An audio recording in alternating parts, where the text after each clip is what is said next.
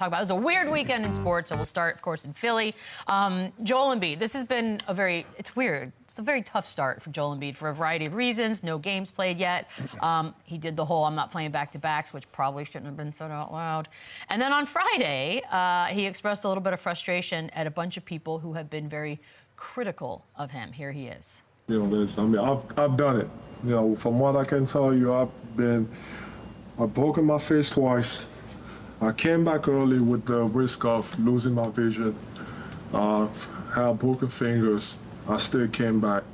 So I'm not gonna sit here and be like, when I see people saying he doesn't want to play, I've been way too much. I've done way too much, for this city, and putting myself at risk, for people to be saying that. So I do think it's bullshit. Like that dude, he's not here, Marcus, whatever his name is. I've done way too much for this city to be treated like this. So done way too much. But like I said, I wish I was as lucky as other ones, but that doesn't mean that I'm not trying and I'm not doing whatever it takes to be out there, which I'm gonna be. All right, so the guy, Marcus, that he referred to as Marcus Hayes, because this thing continued on into Saturday when Joel Embiid, I guess it escalated. He shoved Marcus Hayes in the Sixers locker room, who's the guy who he says has been very critical of him, and there's just a lot to react to, Chandler, so take it away. Yeah, okay. So first of all, when you're not playing and your team is losing and you make a lot of money, everything is magnified. Sure. And that happens in every single professional sport and with every single superstar like Joel Embiid. And Joel Embiid is, this whole comment when Shaq said that he doesn't want to be the guy, I'm not buying that either. I think this guy has put in so much time, so much work, and he has got unfortunate injuries that he's been dealing with ever since he got drafted and missed so much time. And he talks about mentioning breaking his fingers and his face, and he had the foot issue. So he's had a lot of issues that have kept him off the floor. How quickly people forget, first of all, how good he is and how dominant he is when he's on the floor, and how the MVP season just, a couple years ago was unbelievable. So two things I have issue with. Number one, do I think he needs to result in a physical altercation? No, absolutely not. He's a role model. There's eyes on him. You have to have thick skin, even if, and especially in this Philadelphia media market. It is another monster. It's like playing in New York. It's like playing in Philly.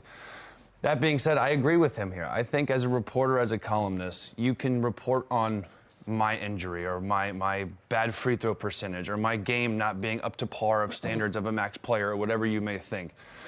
But as a father, like if you talk about my children, or as a brother, if you talk about my brother in any sort of negative way, I'm gonna take offense to that, because at the end of the day, I am just a normal human being, and you are talking to me and I feel like you are attacking me and attacking my character and my family. So I'm fully with Joel Embiid on this. I think it was bullshit. I think it's uncalled for. I think columnists now are more clickbaity than ever before. So I agree with Joel Embiid to be frustrated. Now, does he need to get physical with him and push him?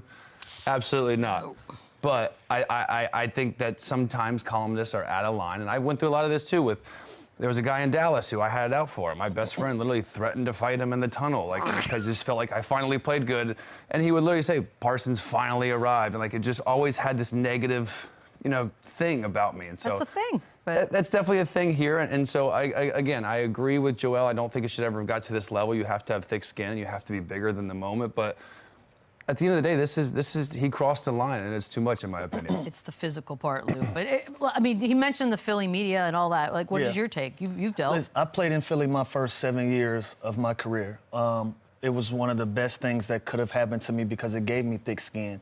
It really introduced me to the NBA and what it's about. And with the Philadelphia media, when it comes to the players, it's a give and take relationship, right? Like, that fan base has a very rich history of embedding themselves in their sports teams, whether you're the Flyers or the Eagles, of the Sixers. That fan base feels like they are a part of it. And with that, they have a culture of wanting to hold players, personnel, coaches, whoever's messing up the game, they feel like whoever's messing up the season, they have this culture of holding these guys accountable.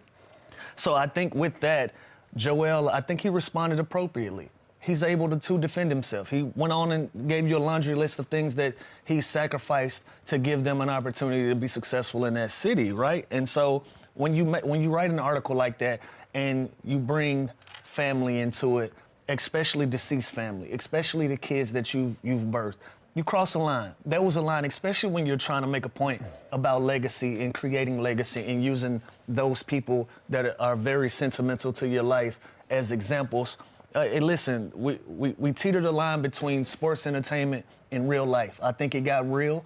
Joel felt strongly about it, and there was a shove. Now, I don't promote violence, but every once in a while, you need some straightening.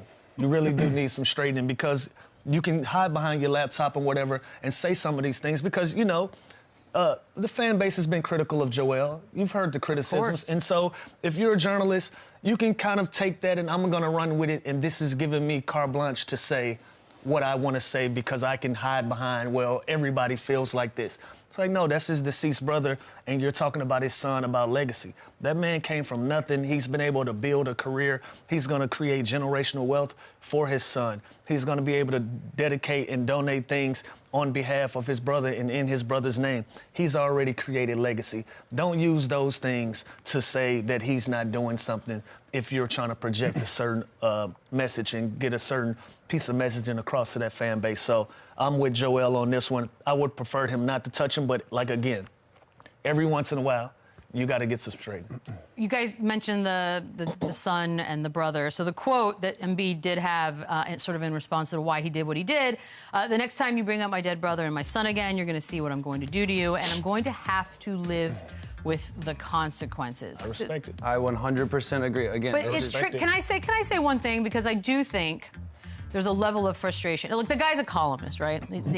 Columnists are a little bit different than just a regular beat writer, right? Yeah. They're more opinion based. Like they write. If people are familiar with Phil Mushnick at the New York Post, he has literally critiqued and crushed every single person who's ever done this for a living. Like he does it to the media and to sports. This guy specifically is to the Sixers. So it's opinion based more than reporting based, right. Which is why you get like a sentence like this. But I feel like Joel is already frustrated. Yeah. Clearly, he's hearing it from all sides. And just the mere mention, because the guy basically brought it up because this is stuff that Joel has shared. And again, I've named my son this. The minute you read anything about your family and you're frustrated, it's already like high levels of intensity. And this guy has been there forever. There's clearly but I'm telling you, as Joel Embiid, as a player, he feels a certain way about this guy in general. Oh, clearly. This is just the tip. This is just kind of the explosion where there's been kind of an ongoing vendetta with these two, whether it's been public or not. But again, I understand what you're saying about him just doing his job, but there's boundaries. And just like with fans where you can't say racial things or you can't say bully type things to players because you would never do that in the real world. Just because you buy a ticket doesn't give you the right to say it. Just because you're a columnist doesn't mean you can bring up my personal life without me getting offended. But if you can bring it up his personal life. But if you can bring it up. Why do we know the story? He told it. Yeah, but that doesn't mean you can use that against him when he's and if you listen to it, I took it as, oh well, you say you play for your son, you say you play for your brother that passed. Why aren't you playing now? He knows what he did, and he knows he was trying to poke. Literally yesterday at the. And by all accounts, he could have made that point without mentioning either one of those things. And again, we're talking about your deceased. What if he just said your son? Don't even all. Say that at all. Look, put the shoe on the other. Put the shoe on the other foot. Right? If you're Joel Embiid, I don't have the right to attack your son or call your son a name or your wife or any of those things are red lines. You don't cross those lines. So whatever point you're trying to make, it has to do with everything with Joel Embiid. Nothing to do with my son, nothing to do with my deceased brother. Has nothing to do with these things. So when you're trying to make a point, make the point to me. His job is to report on basketball and on Joel Embiid and on the Philadelphia 76ers. His job is not to talk about Joel Embiid's personal life. Even though he may have brought it up in the past and he had mentioned that as a normal human being, you can't then go and throw that in his face when he's not playing, struggling in the lowest moment of his career. You can't go and do that. But aren't we mad? If you're Joel Embiid, aren't you mad with the organization? Like, I feel like he's been left hung out to dry. That's what my point is. That's what my point is. As someone who's been hurt too and not played back-to-backs for the majority of the last part of my career, Joel Embiid didn't just say this to say this. Right. This was obviously part of the plan for the training staff, for the organization, for the front office to preserve Joel Embiid, to have him right for the playoffs. Joel Embiid didn't just wake up and say, I'm not going to play him back-to-back. Right. The dude wants to be out there. The dude is working extremely hard, tirelessly. And you can just look back to the Olympics where he was physically hurt and not himself during the Olympics this summer in Paris. So this isn't just something he said out of thin air. Every training staff has a plan. This is their plan. Now, should he have said that this early? And no, I think that was premature, and I think he knows that was a mistake. But that is, I think, where this whole frustrating part came. And then on top of that, you have this guy bring up personal family matters that are dear to his heart. It's different when you're a fan. When you're a father too, it'll bring out the crazy. You know, I told Conrad this yesterday. There was a kid in the park, and this is a true story. He was literally, this little bully at the park was literally like throwing sand and like hitting Rocket in the face.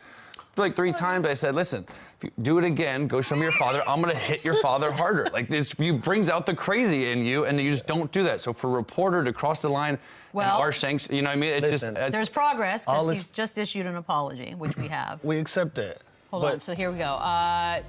Yeah. Oh, I'm sorry. Wow, Daryl Morey and Elton Brand have both apologized for the altercation. They expressed regret that it happened, asked me for my version of events. They agreed that Embiid's actions were unacceptable. No, I don't like this. No, that's not an but here's the I don't like this. Well, I just heard apology. I didn't realize it was the other way. But here's the thing. The physicality, unfortunately, once you cross that, you lose some of the benefits. And sometimes you earn the physicality again. But he has everything to lose. And like he said, the consequences that were worth it in this situation. And I'm okay with it. Listen, Joel Embiid responded. He took the criticism. He's taken the criticism. He basically said, yo, y'all got me effed up. I've done so many different things for this city to put myself at risk and trying to give us an opportunity to win. He accepted the criticism. He responded to the criticism. That's how it goes in Philadelphia. And fans love him for being give and take with the fan base and with the media. Joel Embiid. Cool. No problem. When you cross a line, it's okay for me to, when you cross that line, I'm going to step over the line as well. And so this goes both. But now the team's just apologized. Because that's what the team has to do. But as a player with family that's involved in these things, he said it himself. I'm okay with whatever comes with this. I'll deal with the circumstances of my actions. And listen, when you cross that line, when I cross it with you, don't start backing up and start being a victim. No, let's have it out.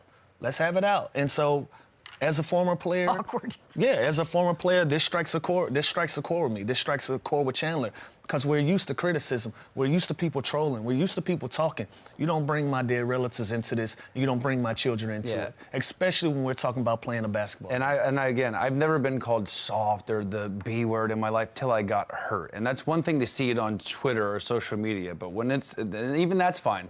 Make fun of me. Bully me if you want to. I can take it. But I just think there are certain professional boundaries that you can't cross. And Joel Embiid, he even said, I am okay with the consequence, whatever they are.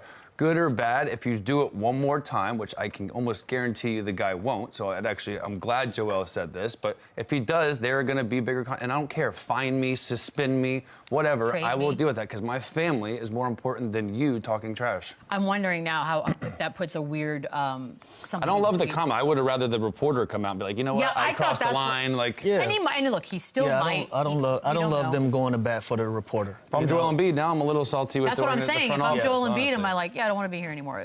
This will be ongoing. I'm sure it's